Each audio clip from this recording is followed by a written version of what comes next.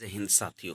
अब अंतिम समय है, आप लोग जोर लगा दीजिए। सितंबर, दिसंबर और जनवरी को छठे चरण में भी मौका मिल सकता है। जैसा कि आपको पता है कि 2014 में जब फर्स्ट और सेकेंड राउंड हुआ था काउंसलिंग, उसके बाद थर्ड राउंड का जो काउंसलिंग होना था उसमें सबसे पहले आवेदन लिए गए थे और उसके बाद ये कार्रवाई आगे बढ़ी थी। तो इस तरीके से अभी जो है आप देख रहे होंगे कि लगभग 40% के आसपास जो है सो सीटें खाली जा रही है प्रतिदिन। और वह करीब करीब ऐसे देखा जाए तो 40,000 के आसपास जो है सो सीटें अभी खाली रह जाएगी 94,000 में से।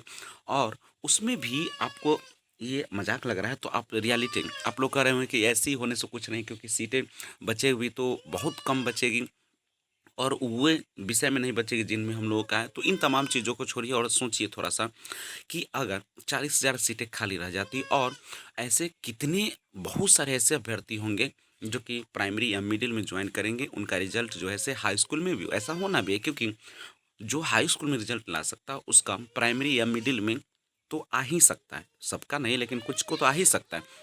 तो कम से कम 37,000 बहाली, उसमें से अगर 25,000 का भी अगर उसमें रिजल्ट होगा तो आप देख लीजिए 40 और इधर 25 यानी 65 यानी 60,000 के करीब जो है से आपकी टोटल वैकेंसी होगी। और थर्ड राउंड में अगर आवेदन लेकर प्रयास किया जाए तो हम लोगों को यानी सीटेट दिसंबर और जनवरी वाले को भी मौका मिल जाएगा। और इन लोगों की संख्या जो है सिर्फ ज़्यादा नहीं होगी, 50,000 के आसपास भी नहीं होगी।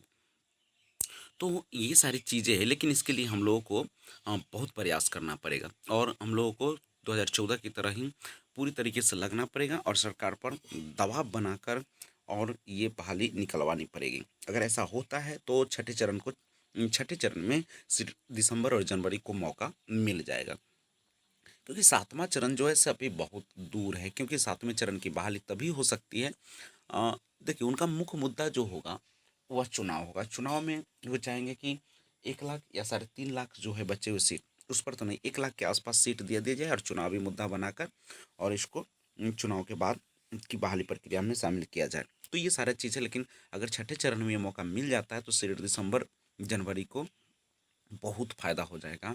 और सातवें चरण में तो ऑफकोर्स एसटीईटी का तो बहाली होना ही है, उसमें कोई दो राय नहीं। और उसके पहले आपको पता होगा कि अभी जो है एस टी ई टी 2011 वाले का जो चल रहा है, 18 अगस्त से लेकर और 17 सितंबर तक आप अप्लाई करेंगे। उसके बाद ये नवंबर दिसंबर तक इनकी प्रक्रिया पूरी हो जाएगी, तो उसके बाद सातवीं चरण है, लेकिन ये तब तक बहुत लेट हो जाएगा। इसीलिए दिसंबर और जनवरी सीटेट वाले को यह प्रयास करना चाहिए कि वो किसी प्रकार से भी इसमें आवेदन के योग्य हो जाए और थर्ड राउंड काउंसलिंग का हिस्सा बन जाए।